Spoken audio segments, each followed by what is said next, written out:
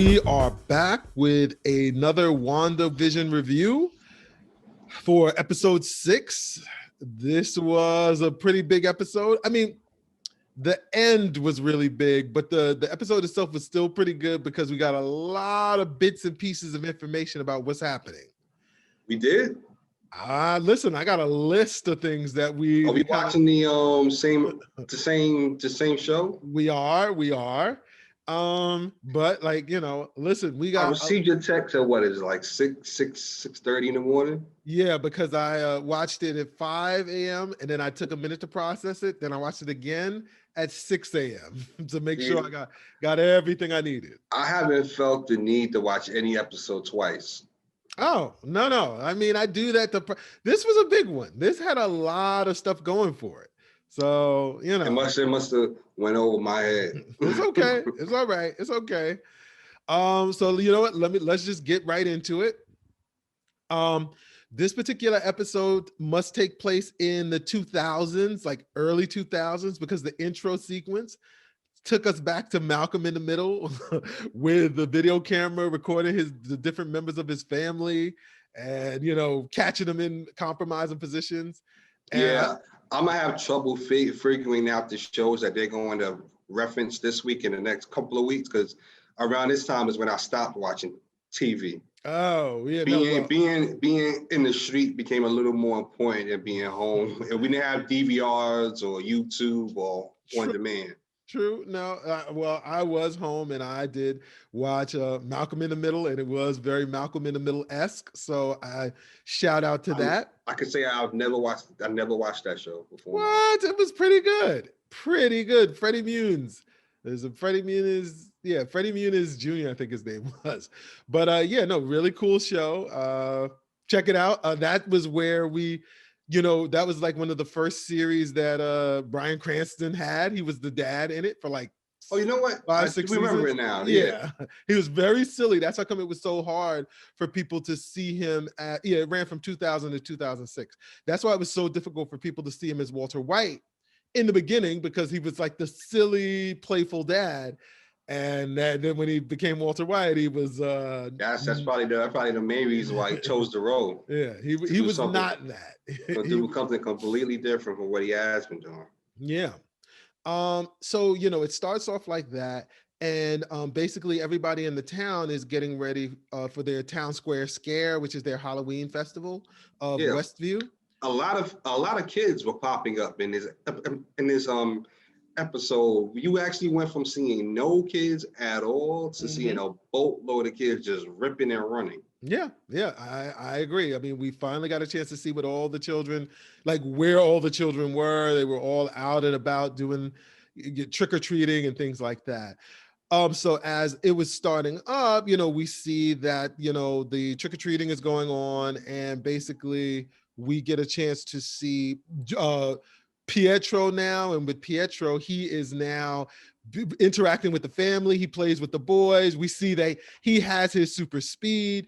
All these questions we had from the previous episode of how was Pietro going to be displayed in this? Was he going to be just like Quicksilver in X-Men? And he was. He has the same personality, real silly, really playful. That wasn't my question. The question I had was, why did she choose him? Why did she choose that particular Pietro? Yes. But that's the whole thing. We did not know, we still don't know that. We don't even know if she chose him. Don't know. I just assumed that he had all of his powers.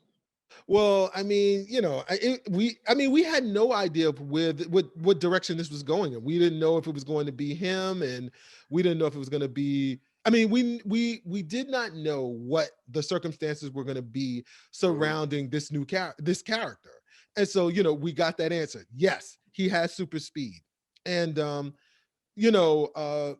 basically, as it begins, Vision lets Wanda know he's not going to be trick-or-treating with her and the kids.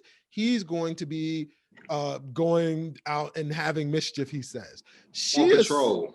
He's Yeah. on a Hollywood. He's on the Halloween patrol. Right. And the thing is, she assumes that, like, he's going to be with I guess the friends doing their patrol, but we find out later that wasn't his plan. Yeah, Um, which looking back on it actually doesn't really make sense. what do you mean? Because think about it, the whole reason for everything is Vision.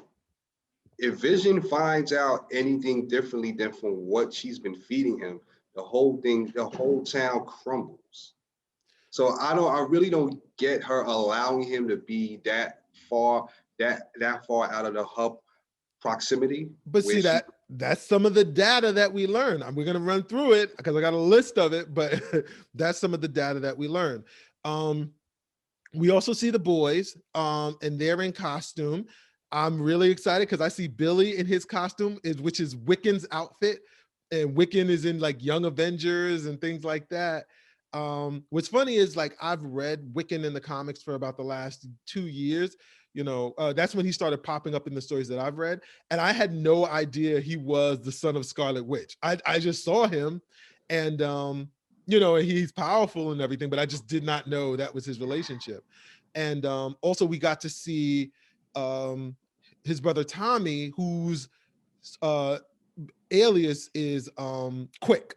And they both, which was really cool, everyone was wearing like a cheesy knockoff of their comic book costumes. So Scarlet Witch had her like red traditional outfit. And what was cool about that was that she said, it was a Sokovian fortune teller costume. We saw Vision in his traditional outfit with the super red face. We saw Quicksilver wearing his silver outfit, and Quick, who's his nephew and has a very similar outfit, and their hair are both styled in the same version, similar to what it looks like in the comics. So I mean, One of the funniest scenes was the trick or treat scene in Sokovia when the lady gave him a oh fish. yes, yes. He was like, that wasn't really like that. You don't remember. Right. But see now, okay, so now you're touching on a couple of things, a couple of the points that I that they were letting us know about it. So now and we're gonna just dissect them as we go through because it'll be simpler like that, as opposed to going through the whole thing and then coming back. What that was a fragment of is the fact that, one, she isn't really clear on Quicksilver, like, or Pietro. She doesn't know where he came from. And she doesn't know why he looks the way he looks.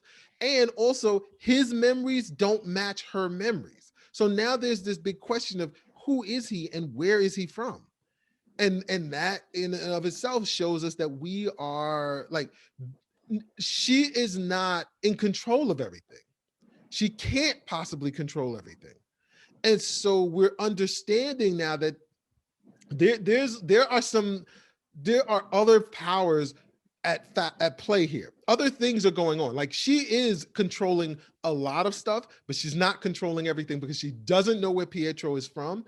And by the time we get to the end, it almost seems like he's an antagonist as opposed to like someone that's there to help her. Um, and even when Pietro starts to ask her questions, which we'll get to that, she doesn't have a lot of answers.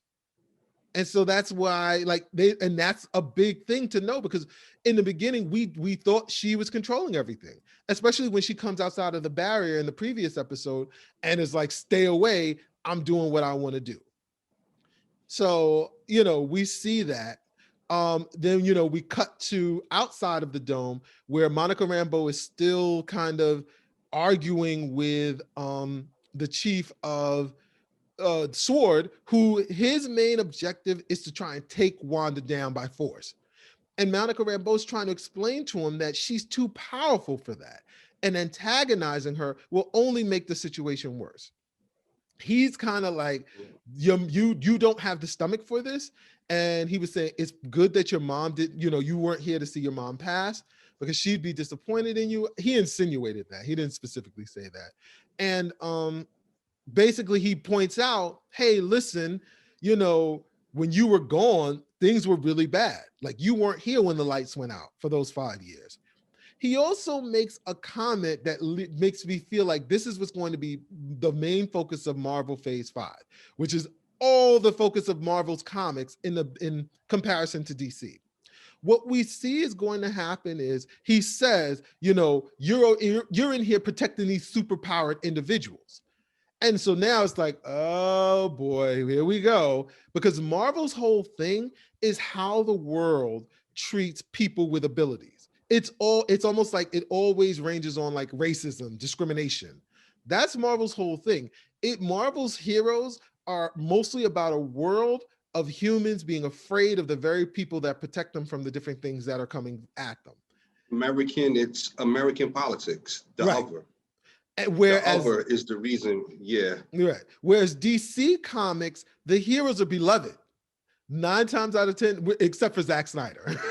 Zack Snyder's universe is a very different universe, but the DC Comics, a more Superman, realistic one. Right. DC Comics, Superman, Batman, Wonder Woman, all of these heroes, it's like the world has accepted them. But in Marvel's comics, it's like, get out of my backyard, you dirty mutant. So we're seeing, which is really odd from the standpoint of five years ago in this world, half of humanity was lost in the blink of an eye. Right. And because of those very same heroes, they brought back the other half. If it wasn't for them. You bringing up a debate I had with someone earlier. Well, true, but the reality is, the idea is that, which is sometimes mirrored, is that we have superpowered villains coming to this planet because we have people with superpowers. We probably would be. So what about all the other planets in the galaxy who don't have any superheroes? Which Captain Marvel makes a point to reference in Avengers Endgame, that there are a lot of planets that don't have you guys. That's why she hasn't been back on Earth. Well, they don't care about, it's Earth, it's humans. We don't care about anything else but ourselves. That's just humanity. So, I'm just pointing out that they're like really laying the path of where they're going with these stories. It's probably going to be, and also here's the kicker. There aren't in the MCU, realistically, because we can't even count Netflix yet until they bring Netflix in. But realistically, there aren't a lot of superpowered individuals in the world yet. And I think that's why they're leading like with him, like, oh, these superpowered individuals. Theoretically, it's only the Avengers like that we know of. It's not like we're on the understanding that there's a lot of people running around with abilities, because the Avengers and Spider-Man. Right. And Spider-Man was a scientific accident. And so it's no Fantastic Four, it's no mutants. What would ramp this up from a petty annoyance of the Avengers to a full-scale war, bringing in mutants? And so I really think that's where we're going with this. Like, especially, it's like they're dropping it bit by bit. I mean, it all started with the Sokovia Accords, but that was before Disney had the rights to Fox. Now that Disney has the rights to Fox, it's like, let's lean in. Let's go all in. I almost feel cheated with the Sokovia Accords because they were not able to use the mutants and they were a big plot line of Civil War. The whole of Civil War, and the fact that we can't relive it again, because no shade at Marvel, they did a phenomenal job, but of course, imagine if you would have been allowed to include the X-Men storyline in that Marvel, in the Civil War film. Right. So that, and then also we find out another piece of data. Monica Rambeau reaches out to someone who, I'm going to tell you my speculation, is going to bring her a vehicle of some such to get back into the Hex. Darcy says, no, you can't go back. You've already went through the border of the Hex twice, and your DNA is being restructured. You like, it is changed. Right. It is changed fundamentally. If you go back through, we don't know what'll happen. We all know that Monica Rambeau becomes the superhero Photon, who also is known as Captain Marvel. And so, and I believe Kevin Feige, don't hold me to this, but I think I read it somewhere that confirmed that Monica Rambeau would be in some way, shape, or form a part of the Avengers. And so I'm under the impression, she's definitely a part of She's definitely a part of Captain Marvel too, because it's on her IMDb page. Perfect, perfect. So I think we're just getting an origin story right now of Monica Rambeau as Photon, or Monica Rambeau in some sense getting abilities. So once again, dropping all of these little Easter eggs for us to kind of pick up on. A lot of data in this episode. So then after Interesting note though. mm-hmm. Carol Danvers and Right. Monica Rambeau's mother Mm-hmm. had to have had spent some time together During the five after, years. after during the 5 years, because True. she passed away within, what Two was it, years? 3 years, Two or three two years. or three years. So Right. I'm pretty much sure when Captain Marvel came back to Earth, she would have had to have look her up. Definitely. I So agree. I'm wondering how much of that is going to play into the storyline. I'm excited. I know it's going to be big, because like the thing that I think was difficult about Captain Marvel was, and this is always hard with origin stories, is kind of like you're first seeing the character and it's hard to kind of like really like that character because you're just kind of getting everything dumped at you, and it has to be done really Mhm. well. We don't really get our affection for the characters until we start seeing them more and more and more. It's like the first Captain America film.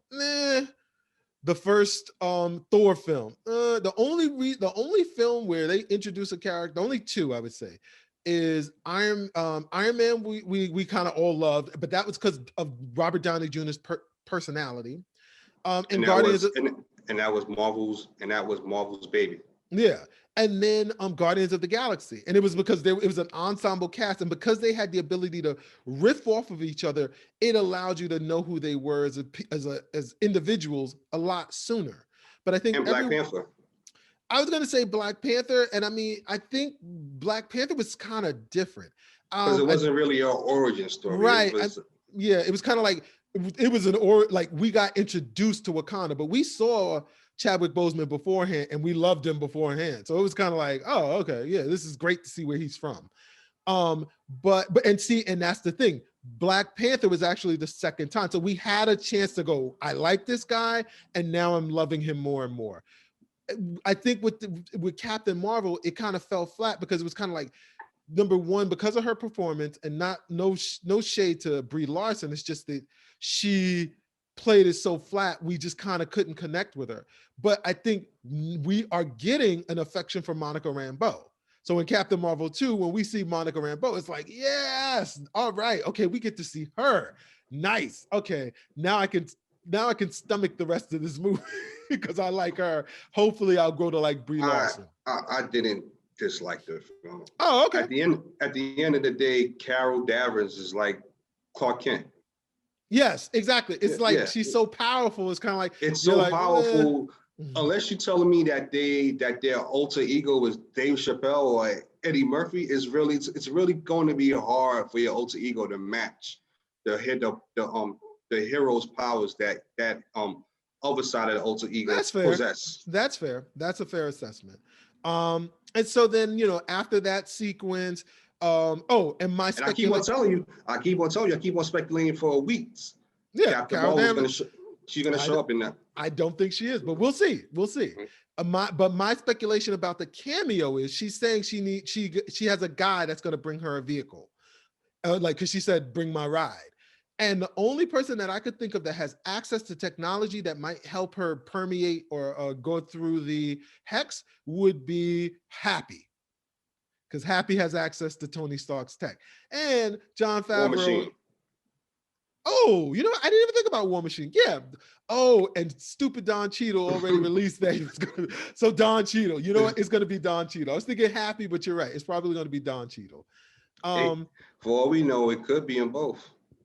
Yeah, I mean, John Favreau's on their dime twice. He's the director for Star Wars, and he's Happy in the thing. So it's like, why wouldn't he come in if they asked him to?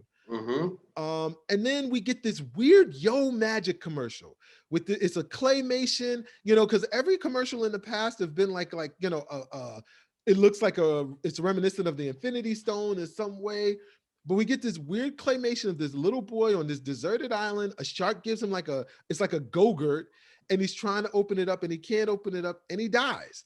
The Go-Gurt doesn't look like like, you know, Infinity Stone is a shark, so there's no like shark-like characters. The only thing that people have been speculating is that the boy dies because he can't get to the Yo magic yogurt. And so basically what they're saying is without Wanda's magic, Vision will die.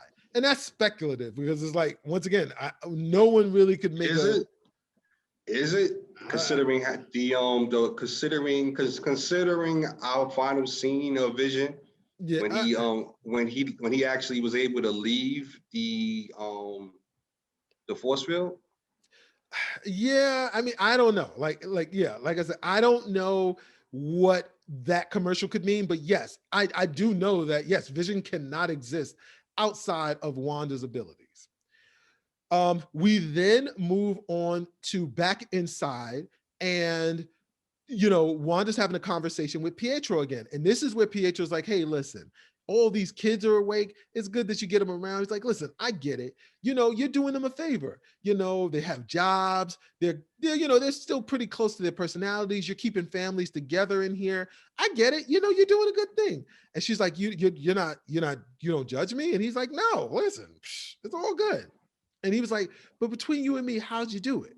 And she's like, I don't know. I was feeling alone and in pain. And then this happened. And so now it's like, okay, so Very sarcastic with his praise. yeah. But once again, what it leads me to believe is number one, he is not her creation.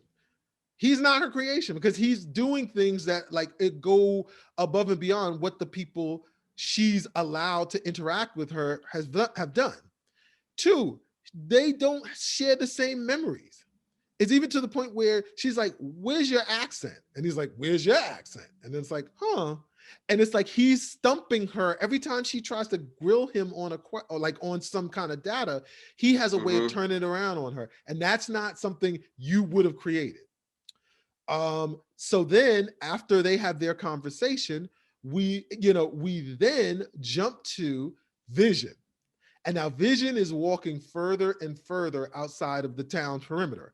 And she says, I believe the street is Ellis Street. She says, do not go any further than Ellis Street. And when she gets to like, you know, and that's the border, she tells the boys. Also what you that you might have just glanced over was the fact that the further he gets away from Wanda, the more the people are just that as a statuette. They're just standing still. They're like stuck in whatever emotion they were when she drew her hex over them. It's like if they're not in her proximity, she just leaves them there. They don't have a plot line in any of her sitcom based entertainment that she has planned for that particular day. Right. There's actually a scene as Vision is getting further and further out. A woman is trying to hang either it's like a Halloween ornament or clothes on a line or something, and she's trying to hang it and she can't catch the wire, but it's like almost like a robotic motion. And then you start to see a tear run down her cheek. And so you're seeing that these people are being like just kind of held in this stance, that this mindless nothingness, you know, by we assume by Wanda. And so Vision gets close to the border of the town. Once again, Ellis Avenue, I believe, Ellis Road or Ellis Street. And we see Agnes, who's played by Catherine Hahn. And she's frozen in her car. Vision unfreezes her. And she goes, oh my God, it's you, it's Vision. Vision, you're here to help us. And then he goes, yeah, no, like, okay. And she's like, yeah, you're an Avenger. And he goes, what's an Avenger? And she goes, oh no. Like, and it, like not even realizing that, but she goes, am I dead? And he goes, why would you be dead? And she goes, because you're dead. And she says it over and over in a more scary way. And then that's when he's like, well, I'm going to go get help. I'm going out to get help. And she's like, no, like Wanda won't let us even think about leaving, you know? And then she starts to like cackle and laugh. And once again, but it's the same situation where she's like, everyone that's being released from Wanda's hold starts to have like a psychotic break, and he has to put them back under. And when he puts her back under, she just like drives back into town. I mean, there's more to that scene, but I'm trying to, I don't want us to be here for the whole hour talking about a 30-minute show. He then gets to the wall. When he gets to the hex wall, he starts to push through. As he pushes through, we've also been alerted to the fact that we now know that the head of sword, which I don't remember his name because he's probably not going to be that important later on, but the head of sword has a tracker on Vision and knows that Vision is like at the wall, and so all of sword comes to the border, to the wall where Vision is coming through. As you see Vision push through, the head of the agency says even Vision wants out. And when Vision finally pushes through the wall, you start to see that pieces of him are starting to fly back into the hex, and he's falling apart. Darcy at this point has been watching, and she runs out saying, "We have to help him. We have to do something." Vision is in sheer agony, screaming, "You have to help the people on the inside." And as he says that, all the director is doing is watching him fall to pieces. While this is occurring, Quick, or Tommy, is running around, but Billy senses something, and Billy uses his ability to stop Quick in his tracks and goes, and Billy's like, Tommy's like thrown off, like, whoa. And Billy is like, something's wrong with Dad. And they run to Wanda, and Billy is saying to Wanda, like, I feel Dad. Something's wrong with him. And she's like, I need you to concentrate. And he senses, he says, I see soldiers. Another piece of data. The boys are not a creation of Wanda, because if they were a creation of Wanda, she would know what they were thinking. But she may have created them from her, but they're their own entities at this point, their own abilities. Because if Billy was just something she created, was a part of that reality, he would not be able to see the outside reality. He was able to see outside of the wall. And so now they're telling us that these children are probably going to exist after that hex comes down. Adults. I don't know. Like that, maybe not. I don't know. But that being said, what ends up happening is when Wanda hears that they're soldiers, and we cut back to Vision. Vision at this point is completely dead. We see the Vision that we last saw in Infinity War. And Darcy is handcuffed to a vehicle right in front of the hex, because now at this point they're like, she's just like, what are we gonna do? Wanda now senses that, I guess she senses that Vision is dead, and she freezes every single person in the hex. Everyone stops. And then her eyes grow red, and then the hex starts to grow. And now everyone's starting to run at top speed. People are hopping in cars. Monica Rambeau and Jimmy Woo were driving to meet Wanda's contact. And at this point, Darcy's been handcuffed to the Jeep. And so now you see that the hex is growing and growing and expanding. And Darcy's like, oh, fudge. And Darcy gets sucked in. You see all the camp of the military camp. That whole base is going. Right. It's a carnival now. And all those soldiers are mimes and clowns. And it's just growing. And and you see the director of Sword driving at top speed, trying to beat the hex barrier.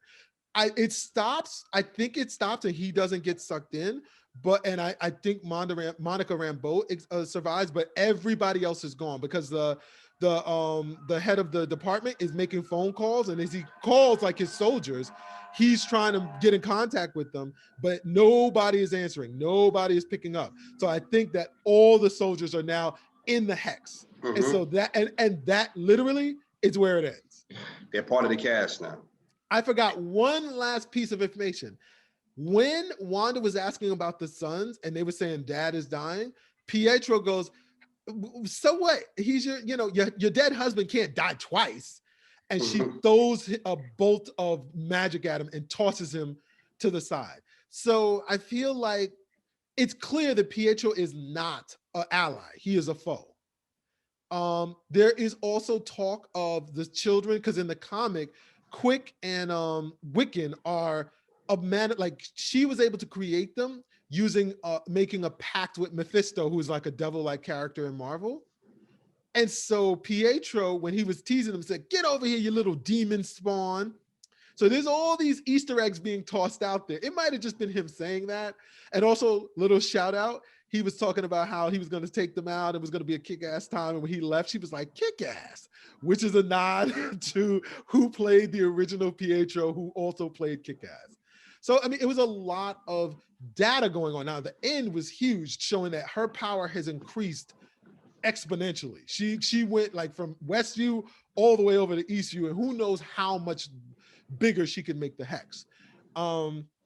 That being said, the last thing I want to point out before we finish up, I want to get your thoughts on it, Mike, is I saw the trailer for next week.